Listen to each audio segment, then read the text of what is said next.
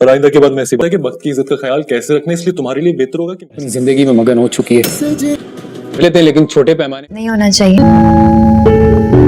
पछताती बाहर निकल लिया जिसने मुझसे मेरा सब कुछ छीन लिया, मेरा घर, मेरे ख्वाब, मेरी खुशियां, सब कुछ छीन लिया। जाके अपने घर वालों को मना कर दो, मेरे पास क्यों आए हो?